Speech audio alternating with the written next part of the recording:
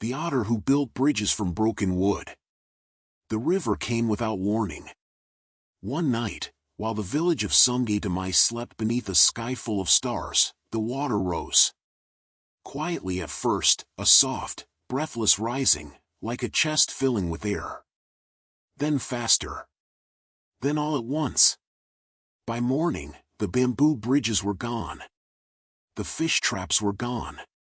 The little wooden dock where the elders sat each evening, dangling their feet into the cool current, playing cards and arguing about nothing important, gone, too.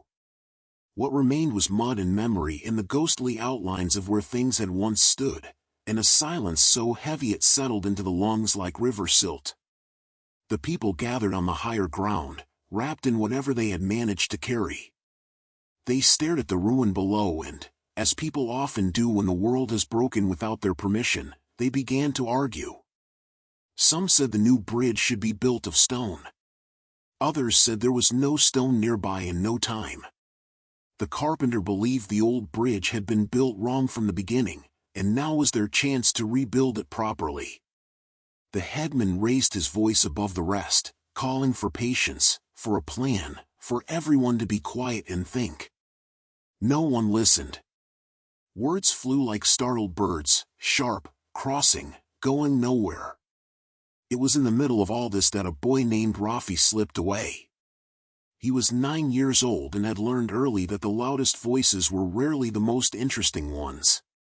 He picked his way down through the mud, past the broken fence posts and the tangled remains of someone's chicken coop, until he reached the riverbank. There, among the debris, he saw something move. A river otter, small and dark and slick as river stone, was dragging a length of broken wood through the shallows. It was longer than the otter itself, and the creature moved with great effort, pausing often to adjust its grip, turning the plank with its small clever paws. When it finally reached the spot it seemed to have chosen, it placed the wood down with unmistakable care, as though laying down something precious. Then it dove back in. Rafi sat on a broken stump and watched. The otter returned again and again. A curved branch. A short plank, split down the middle. A bamboo pole, cracked but still mostly whole. Each piece was different. Each piece fit imperfectly with the others. And yet, slowly, something was taking shape, a kind of low, strange crossing that stretched partway across the narrow eastern branch of the river, where two muddy banks leaned toward each other like tired friends. None of it made any sense. The pieces didn't match. The structure was crooked. But there was something in the way the otter worked, so quietly, so persistently, so entirely without doubt, that made Rafi feel as though something important was happening, even if he couldn't name it yet. He stood, picked up a nearby plank, and waded in. The otter regarded him for a moment with its dark, bright eyes. Then it turned and dove again, resuming its work as though the boy had always been there. Rafi placed his plank beside the others. It wasn't a perfect fit. But it held. In the days that followed, the odd pair continued building. A few of the village children noticed first, drawn by the sound of splashing, by the strange and particular happiness of a boy working in muddy water with an animal that seemed to know exactly what it was doing. They watched from the bank, curious and uncertain.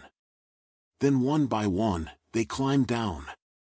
A girl named Sari brought a long bamboo pole she had dragged from behind her family's ruined storage shed. Two brothers arrived with a coil of rope and no clear idea of what to do with it, but willing to figure it out. No one fully understood what they were building together. But it felt good to carry something, to place something down and watch it stay. That feeling, small and solid and real, was more than most of them had felt since the flood. The adults were less impressed. When the headman finally came down from the hill to see what the children were spending their time on, he stared at the half-finished structure for a long, quiet moment, long enough that Rafi began to hope, and then pressed his lips together in a way that meant nothing kind. "This is no bridge," he said. It is a collection of broken things arranged by a child and an animal. It will collapse the first time anyone sets foot on it, and then we will have less wood than we started with." The carpenter, who had followed behind him, nodded in agreement and pointed out 3 specific pieces he called structurally unsound. He pulled them free and tossed them onto the bank. The otter watched him go. Then, without hurry or apparent frustration, it retrieved them one at a time and put them back. This went on for 2 more days. The adults would come and remove sections they found foolish or dangerous, shaking their heads at the waste of time, speaking of proper methods and proper materials and proper plans. And each morning, when they returned, the mismatched crossing would be a little longer than before. The otter never rested, it seemed. Or if it did, no one saw it. Rafi was beginning to lose hope, not in the otter, but in the people, when the sky changed. It happened on an afternoon that had been gray and restless, the kind of sky that seems to be making up its mind. Then, from upriver, came the sound. A low, wet rushing that the older villagers recognized immediately, the sound of water moving faster than it should. The mountains had released their rain early.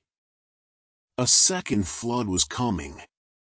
The village erupted. People grabbed children and baskets and whatever hadn't already been carried to high ground. But the main crossing, the one the adults had been arguing over building properly for the better part of a week, was still nothing but disagreement and empty air. The eastern branch of the river, however, had a crossing. Imperfect. Crooked. Built from broken wood and river-salvaged bamboo by a small otter and an even smaller boy and a handful of children who didn't know any better. It swayed when you stepped on it. It creaked. It was not, in any conventional sense, beautiful.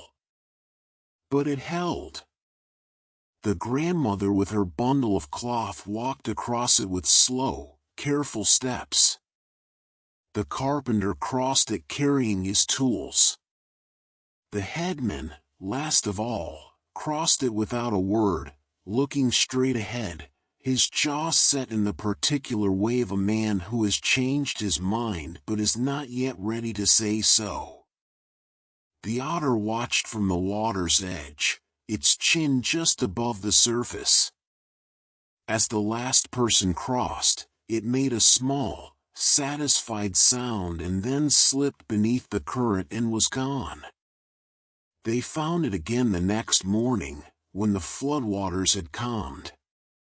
It was at work along the south bank, carrying a curved plank toward the wreckage of the old fish market. Rafi was already there, holding the other end. This time, when the villagers came down the hill, they did not argue. The carpenter did not take pieces away. Instead, he picked one up, a warped board he would never have chosen on an ordinary day, and turned it in his hands, studying the way it curved, considering what it might be good for after all.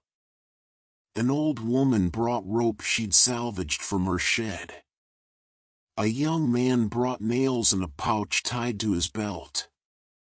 None of what they built was straight.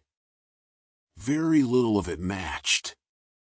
The bridges and walkways that slowly emerged along the riverbank over the following weeks were unlike anything the village had built before, full of curves and angles and improvised joints that the carpenter would once have called mistakes.